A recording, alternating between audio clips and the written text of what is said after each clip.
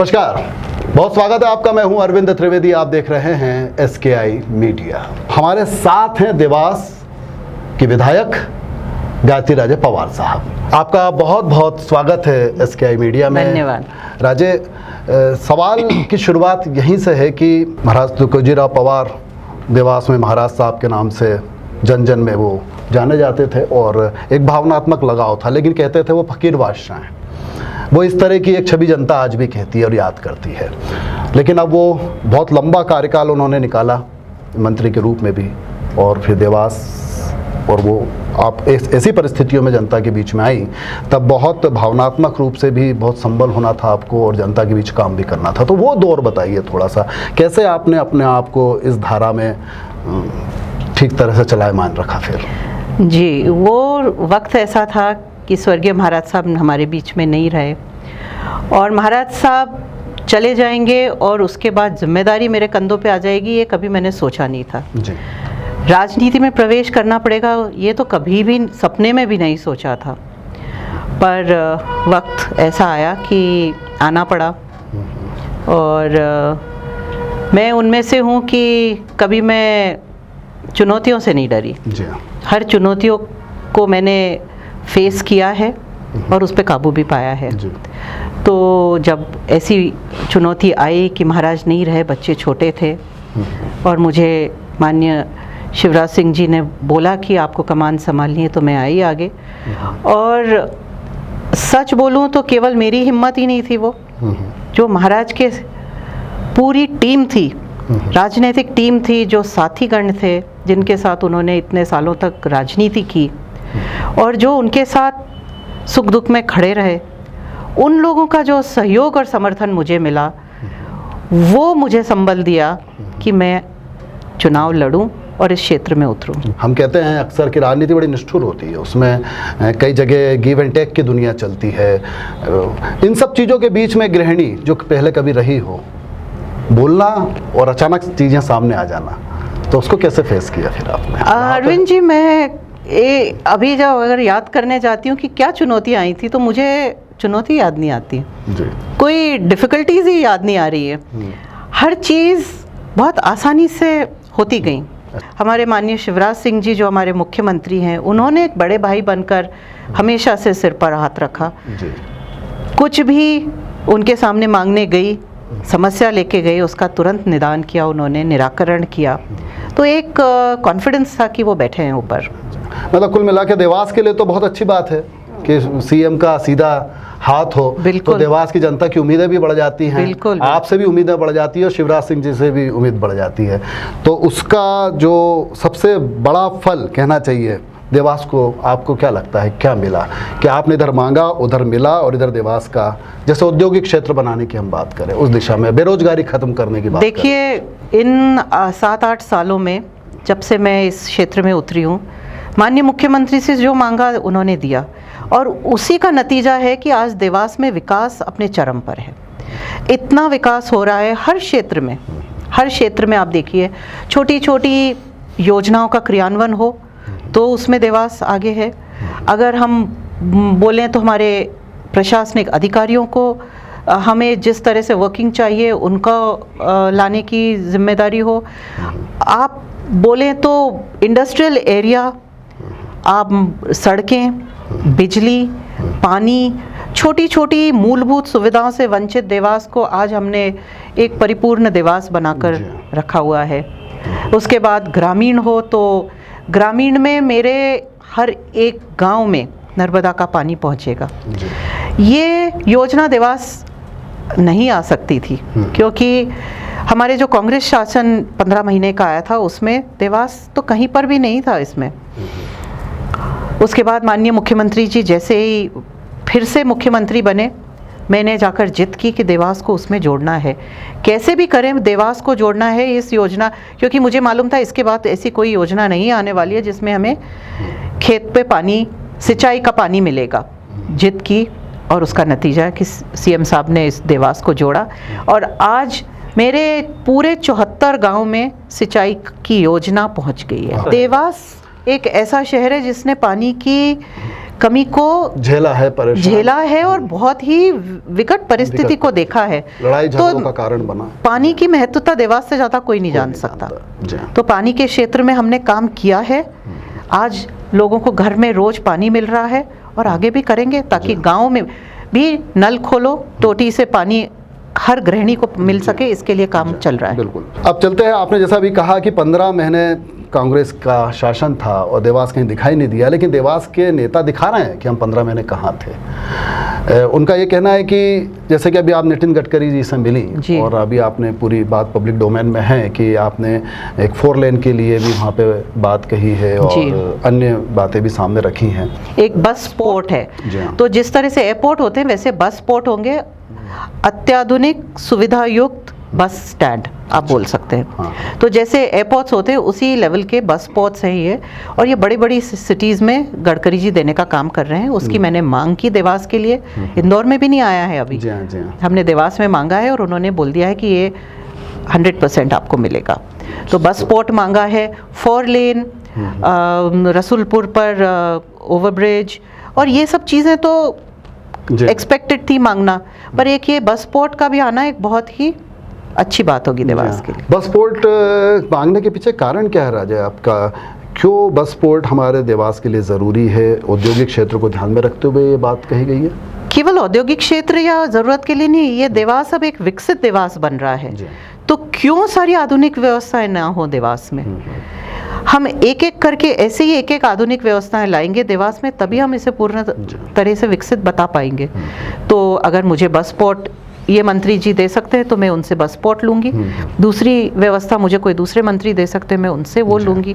तो जहाँ से जो मिलेगा मुझे, मैं देवास के लिए लूँगी। और दूसरी बात ये है कि जब आपने कहा कि 4 लेन की बात जैसे की जा रही है, ये उज्जैन रोड का पेट्रोल पंप चौराहे से शायद पेट्रोल पंप चौराहे से ब्रिज तक 4 लेन, ब्रिज को भी 4 लेन में बनाया जाएगा, नया ब्रिज बनेगा, और ब्रिज के बाद से 4 lane service roads, centre lighting, divider, ये सब बन के नागूखेड़ी तक जाएगी। ठीक है, वही बात है कि 15 महीने की बात जैसे आपने कही, तो कांग्रेस का ये कहना है कि अभी तक तो बन जाना था। क्या बन जाना था? ये 4 लेन, क्योंकि तो सब प्रोसेस में ही है, बन ही रहा है एक के बाद एक। 15 महीने में आपने क्या बनाया? सबसे पहले बताएं।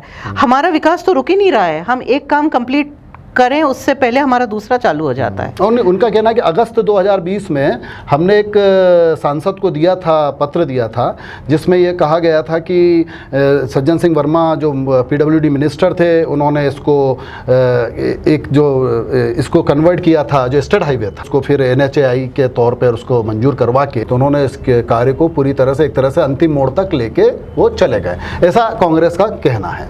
तो ये 2020 अभी तक तो बन जाना था, उनका ये कहना है। मैं बोलती हूँ 15 महीने कोई छोटा समय नहीं होता। अगर कांग्रेस चाहती उस टाइम बनाना, वो खुद मिनिस्टर थे, बना देते, क्यों अंतिम मोड़ तक ले जाके छोड़ दिया? ये कांग्रेस की अरविंद जी आदत रही है कि विकास कार्य हम करते हैं और उसके बाद आके उस पर बहस छिड़ जाती है कि शुरू तो हमने किया था, मांग हमने की थी। तो इस चीज़ से तो अब आदत पड़ गई है कि हम कोई भी विकास कार्य का भूमि पूजन करते हैं या सैंक्शन करवाते हैं, तुरंत आ जाते हैं कि मांग तो हमने की थी इसलिए आपने किया। तो कहीं ना कहीं क्रेडिट ले जाने की लड़ाई ये कंटिन्यूस चलती रहती है। अगर 2020 में इनका क्या बोल रहे थे, टेंडर हो गया था, ये 2020 में उन्होंने बाकायदा एक प्रेस नोट पूरा जारी किया था, तो उन्होंने मांग की थी 2020 में, कहा था कि ये 2000 सज्जन सिंह जी वर्मा जब PWD मंत्री थे तो उस समय ये जो राष्ट्रीय राजमार्ग में उसको कन्वर्ट किया था, ये स्टेट हाईवे था 18, और उसको तो मैंने बोला ना कि अगर उनको लगता था मिले थे बाकायदा, मिले होंगे, मुझे नहीं मालूम, उन्होंने मांग भी की होगी, पर बनाया नितिन जी ने है, भारतीय जनता पार्टी की केंद्रीय सरकार है। मांग मैंने की कल, भारतीय जनता पार्टी की विधायक हूँ, पूरा होगा भारतीय जनता पार्टी के कार्यकाल में। क्रेडिट कांग्रेस कैसे ले जाएगी आप ही मुझे बताइए। आपको साधुवाद भी दिया है, साधुवाद दिया है, तो उसके लिए उनको बहुत बहुत धन्यवाद। लेकिन पर ये हमेशा से हमारे देवास में चलता रहता है। उन्होंने कहा ये जो नगरीय क्षेत्र है नागूखेड़ी से लेके, जो आपने अभी जो नितिन गडकरी जी से कहा है कि नागूखेड़ी से हमारा ये जो 4 लेन बना दिया जाए, इसी को लेके उनका कहना था कि ये अरविंद जी देवास वासियों की बहुत पुरानी मांग है, केवल कांग्रेसियों की उसको क्यों हम अकेला चिन्हित करें। पूरे देवास की मांग रही है ये, और जनप्रतिनिधि होने के नाते मुझे भी मालूम था। वक्त के साथ हमने हमारे प्रस्ताव गए हुए हैं वक्त वक्त पे, पर साकार अभी हुआ है और उन्होंने साधुवाद भी दिया है। चैप्टर ही खत्म हो गया, बन जाएगा, लोकार्पण करेंगे। देवास में विकास होता है, तेज विकास होता है, ये मानी जा सकती बात। लेकिन एक बात आती है, जैसे हम लोगों ने हमारे चैनल पे अक्सर बात उठाई है कि क्वालिटी जो होती है या उसकी जो मॉनिटरिंग होती है। अभी हम बात करते हैं BNP बैंगनोट प्रेस की रोड, बड़ी अच्छी रोड बनाने की बात आई, वहाँ पर बहुत परेशानियाँ थी। लेकिन देखा जाए तो क्वालिटी कंट्रोल की बात अगर हम करें तो उसमें कहीं ना कहीं हम पिछड़ जाते हैं, और फिर वो विकास जो होता है वो शिकायतों में भी बदल जाता है कि विकास तो हुआ परंतु उसमें इतनी सारी समस्याएं हैं। तो इसके लिए आप किस तरह से? क्या होता है, हम जनप्रतिनिधि मेहनत करते हैं, बजट सैंक्शन करके लाते हैं, स्वीकृति, प्रशासनिक स्वीकृति करके लेके आते हैं, पर ये जो ऑनलाइन टेंडरिंग है ये हमारे हाथ में नहीं होती है। ये ऑनलाइन टेंडरिंग होता है। अब इसमें जिसका टेंडर मंजूर हो जाता है उसको ये काम मिल जाता है। बहुत बार ऐसे हो जाता है ये जो ठेकेदार जिनको ये टेंडर मिलता है वो सही नहीं होते हैं, उनका काम करने का तरीका सही नहीं होता है। उनमें से एक ये आपकी जानकारी में ये सब बातें आती हैं, तो उसको सीधा करने के लिए नगर निगम के कमिश्नर ने उनको बुला के वापस से खुदवा के और कराने की पूरा प्रयास चल रहा है, क्योंकि अगर इसको कैंसिल कर देते हैं तो वापस अगला टेंडर करने में फिर देर होती है। तो कोशिश यही चल रही है कि उसी ठेकेदार से इसको सही काम करवाया जाए, पर उसके बावजूद भी अगर वो काम नहीं करते हैं तो 100% उसको हम कैंसिल करेंगे। मैं आपसे एक बहुत जनमानस में जो खास चर्चा जहाँ भी हम जाते हैं या मीडिया का कोई भी पर्सन जाता है वो इस बात को ज़रूर करता है, एक आम आदमी, जो मैं आपके सामने रख रहा हूँ। यहाँ पर सबसे पहला सवाल आता है कि ये जो AB रोड माता जी की टेकरी के सामने का है, जो हम लोग नवरात्रि में देखते हैं, एक स्थिति बनती है, यहाँ पर जो चौड़ीकरण किया जाएगा PWD के माध्यम से, इसकी जानकारियाँ स्पष्ट रूप से जनता को बताएं। सड़क कितनी चौड़ी होगी और इसमें अतिक्रमण यदि आता है तो आपकी नीति क्या है? देखिए, अतिक्रमण वाला बात मैं अगर करूं तो अभी 2 दिन पहले चूने की लाइन डल गई है। जी। लोगों को बता दिया गया है कि ये आपका ओटला है, ये आपकी पेड़ी है जो बाहर आ रही है। जो पुराने घर बने हुए हैं वो तो तरीके से बने हुए हैं, नपती से बने हुए हैं। आप अगर देखेंगे नितिन लॉज तक वो सब पीछे बने हुए हैं, वो अपने हद में है, वो तो ठीक है, तो वो बिल्कुल भी डिस्टर्ब नहीं होंगे। पर कुछ ऐसे हैं जिन्होंने अपने घरों के आगे छोटी सी दुकान निकाल ली है ऐसी, या सीढ़ियाँ निकाल ली हैं, जो छोटे मोटे ओटले बना लिए हैं, जो बाहर रास्ते पे आ गए हैं, वो तो टूटेंगे। मतलब जो उसकी जितनी चौड़ाई निर्धारित है उतनी ही बनेगी। इतनी चौड़ी नहीं होगी कि लोगों के घर टूटे। हाँ, इतनी चौड़ी मतलब कहना चाहिए कि जो मास्टर प्लान में जो चौड़ाई है बस वही होगी जी, उतनी ही होगी और उसमें बहुत ज़्यादा तोड़फोड़ नहीं होगी। पर हाँ, चूने की लाइन डल चुकी है, लोगों को अंदाजा हो गया है कि अंदाज लगा लिया उनके सामने का इतना एरिया जाने वाला है। ठीक, क्योंकि बहुत लोगों ने आगे तक ले लिया था, रास्ते तक आ गए थे वहाँ पे। तो वो जाएगा।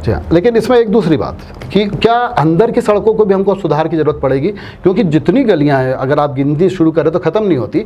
अब वो AB रोड पे जो पहले आ जाते थे डायरेक्ट मेन रोड पे हजारों लोग, अब उनका 4 व्हीलर हो या 2 व्हीलर हो, अब उनको जाना होगा जवाहर चौक या फिर MG रोड। नहीं, उसका भी पूरा एक वो बनेगा ट्रैफिक, क्योंकि वो सिस्टम पूरा डिस्टर्ब होगा। नहीं, पूरा सिस्टम भी बनेगा कि कहाँ 1 वे होगा तो कहाँ से U टर्न लेना है, कहाँ से नहीं लेना, कहाँ ओपनिंग रखी गई है, ये सब वर्कआउट होगा। क्योंकि उसका असर दिखने लग गया राजे, क्योंकि जो सड़क पे अब नहीं आ पा रहे हैं वो आपके अंदर की सड़कों का इस्तेमाल कर रहे हैं। अंदर की सड़कें अभी इतना प्रेशर ले पाएंगी क्योंकि ये सारी गलियां उधर जाएंगी। अभी जब तक काम होगा तब तक अंदर प्रेशर तो बढ़ेगा। आपका ध्यान में उधर दिलाना चाह, बिल्कुल बढ़ेगा प्रेशर जब तक काम हो रहा है। पर एक बार काम पूरा हो जाएगा उसके बाद ट्रैफिक को निर्धारित करने का पूरा काम किया जाएगा। कौन से पॉइंट्स खुलेंगे, कहाँ U टर्न होगा, कहाँ 1 वे होगा, ये सब निर्धारित किया जाएगा ट्रैफिक को कंट्रोल करने के लिए। क्योंकि ये PWD का और सबसे बड़ी जो मुझे लगता है दिक्कत है वो बसेस की है, क्योंकि बस स्टैंड हमारा पुराना होने के कारण, पुरानी व्यवस्था के कारण हमारी सिटी के बीचों बीच है, तो सब बड़ी बसेस भर के आती हैं और बसेस जगह जगह पे रुकती हैं सवारी उतारने के लिए। आप कितना भी नियंत्रित कर लीजिए, ये आदत है, वो रुकेंगे ही। तो इसका केवल एक ही इलाज है, वो बस स्टैंड को हमें बाहर ले जाना पड़ेगा, तब जाके हम सिटी के अंदर का ट्रैफिक नियंत्रित कर पाएंगे। ये जो ब्रिज बनता है, अक्सर लोग कहते हैं ब्रिज जो है ये बस स्टैंड के सामने बनना था, तो वो क्यों नहीं बनेगा, और अगर नहीं बनना चाहिए तो क्यों नहीं बनना चाहिए उसको? कौन सा ब्रिज जो ये अभी जो बस इधर स्टैंड के सामने का जो एक निर्धारित पहले प्रस्तावित था बस स्टैंड, जो अब भोपाल चौराहे से जो पहले उधर जी बनना हाँ, जी था, हाँ, और उसको अपन ने आगे ले गए। वो ब्रिज मैंने कभी मांगा ही नहीं था। जी हाँ, जी। मैंने तो गडकरी जी से इस चीज को मैं क्लियर करना हाँ, ये वो चाहूंगी। स्पष्ट ये मैं क्योंकि ये दो क्योंकि बातें आ रही आप हैं। बार बार बोलते हैं कि कांग्रेस ये बोलती है, उनका दावा ये है। 2017 में मैं गडकरी जी से मिली थी और मैंने बिलावली चौराहे से लेकर कोर्ट तक हाँ। रास्ता मांगा था मैंने जी हाँ, उनसे, जी और वो रास्ते की स्वीकृति मैं लेके आई थी। जी वो पूरा प्रोसेस होने में साल भर लग गया, चुनाव आ गए 18 में, जी हाँ, और वो स्वीकृत हो गया था, सब कुछ हो गया था। उसके बाद कांग्रेस सरकार आई, हमारे माननीय मंत्री जी ने उसको उसमें और ऐड करके ब्रिज जोड़ दिया। जी। अब वो ब्रिज भोपाल चौराहे से लेकर सीधा भोपाल चौराहे से जो वहाँ से शुरू होता वो उतरता विशाल मेगा मार्ट के उधर। जी हाँ, उसकी कोई भुजा नहीं थी। कोई अगर भोपाल चौराहे से आदमी चढ़ता तो उसको सीधे वहीं उतरना था। जी। अब जो व्यक्ति भोपाल चौराहे से चढ़ के सीधे इंदौर जाना चाहता है केवल वही जाता, सिविल लाइन से या उज्जैन चौराहे से या रेलवे हमारे चौराहे से। यहाँ से अगर किसी को उस ब्रिज पे चढ़ना होता तो उसे वापस भोपाल चौराहे तक जाना पड़ता, तब उसका उपयोग होता। जी हाँ, उसका उपयोग केवल उन लोगों के लिए था जो मक्सी से आ रहे थे, वो उस पे चढ़ते और सीधे निकल जाते। अब उन लोगों के लिए तो बाईपास बना हुआ था, जी हाँ, उनको क्या जरूरत थी सिटी में आए और उस ब्रिज पे चढ़ें। तो वो ब्रिज केवल उन लोगों को केटर कर रहा था, अच्छा। मतलब जो कि बाईपास से निकल भी सकते जो बाईपास से निकल सकते थे, उनके लिए ये ब्रिज था। क्योंकि ये ब्रिज शहर के किसी भी व्यक्ति को मदद नहीं करता, ये केवल शायद मेरे को मदद करता। मैं अपने घर से आती, इंदौर जाना होता तो उस पर चढ़ती, इंदौर निकल जाती। पर भोपाल चौराहे से के बाद के किसी भी व्यक्ति के लिए उपयोगी नहीं था, नहीं तो क्योंकि उनको उल्टा आना पड़ता। जी, जी, जी। सिविल लाइन से कोई इंदौर जा रहा है तो वो क्यों वापस आता भोपाल चौराहे तक उस ब्रिज पे चढ़ने के लिए? उसे तो ब्रिज के नीचे से घुस के इंदौर जाना पड़ता। और माता जी की पेड़ी है, जबरेश्वर मंदिर है, ये इन जगहों पे वो ब्रिज जाता। आपने खुद ने देखा कितनी सकड़ी रास्ता है वो, वहाँ से ओवर ब्रिज जाता। नीचे सर्विस लेन बन पाते, अगर बन पाते, इनके मैप में थे, इन्होंने चेंज किया था, क्या करते, कैसे बनाते? कुल मिला के वो डिजाइन जो थी बिल्कुल फिट नहीं बैठता। टेक्निकली जो एक्सपर्ट्स उन्होंने ही मना किया होगा ना फिर तो। उसकी तो सर्वे ही नहीं हुआ था। जी हाँ, जी हाँ। जब हमारी सरकार आई और हमने बुलाया, मैंने बोला कि चलिए बैठ के बैठक करते हैं और देखते हैं कि ये कैसे होगा, किस चीज़ को केटर करेगा, इसकी सर्विस लेन कैसे बनेगी, क्या होगा, किसकी भुजा उतरेगी क्या। तो जब हमने देखा तो सर्वे रिपोर्ट मांगी, कलेक्टर, हम लोग सब बैठे एक साथ, हमने बैठक करी तो सर्वे ही नहीं हुआ था उसकी सर्वे रिपोर्ट नहीं थी, यानी सर्वे ही नहीं हुआ था कि इसकी ज़रूरत है या नहीं। फिर हमने सर्वे करवाया, जब सर्वे करवाया तो ये आया कि ये केवल 15% ट्रैफिक उस ब्रिज पे जाएगा, 85% ट्रैफिक नीचे से ही जाएगा। तो फिर 15% लोगों के लिए बनाने की ज़रूरत क्या थी उस ब्रिज की? वो 15% लोग बाईपास ले सकते थे जिन्हें जाना था इंदौर। तो उसको देखते हुए हमने फिर से एक दूसरा सर्वे कराया कि क्योंकि ये सैंक्शनड है ब्रिज, इसको हम केवल शिफ्ट कर सकते हैं, तो ये ब्रिज को हम कहाँ शिफ्ट करें जहाँ अच्छा, सबसे सैंक्शन क्योंकि हो चुका है, राशि हो चुकी थी, उसका टेंडर हो चुका था। तो हमने फिर से सर्वे कराया तो मालूम पड़ा कि केला देवी चौराहा और विकास नगर चौराहे पे बहुत ज़्यादा ट्रैफिक का दबाव है और ये ब्रिज आसानी से बन जाएगा क्योंकि उधर सर्विस लेन्स भी थी, रास्ता ब्रॉड है, वहाँ बनेगा तो देवास से निकलने वाले लोग जो इंदौर डायरेक्ट जाना चाहते हैं वो केला देवी का ट्रैफिक बच सकते हैं, विकास नगर का ट्रैफिक बच सकते हैं। तो उसको हमने बेस्ट ऑप्शन समझा कि उधर से शिफ्ट किया जाए ब्रिज को, तो इसलिए पूरी वापस से प्रशासनिक स्वीकृति लेते हुए उसको हमने शिफ्ट किया उसको। हाँ, ये कुल मिला के ये एक ऐसा एरिया है जिसके ऊपर आपकी निगाह है। मैं तो कुल मिला के ये बात कहूँगा कि एबी रोड चौड़ा हो रहा है, पास में सर्विस रेट जो छोटी छोटी होंगी वहाँ ध्यान देना है, अंदर की कॉलोनीज भवानी सागर की जितनी लाइन कर पाएंगे, अंदर की सड़कें ठीक करना होगी, ये तमाम चीज़ें एबी रोड चौड़ीकरण के बाद आएंगी। बिल्कुल। चलिए, बहुत अच्छा रहा। और आगे बस अंत में हम चलते हैं, औद्योगिक क्षेत्र को लेकर रोजगार की बात भी आपने कही है कि अब देवास का औद्योगिकरण इस तरह से होना चाहिए कि देवास के लोगों को रोजगार मिले जी।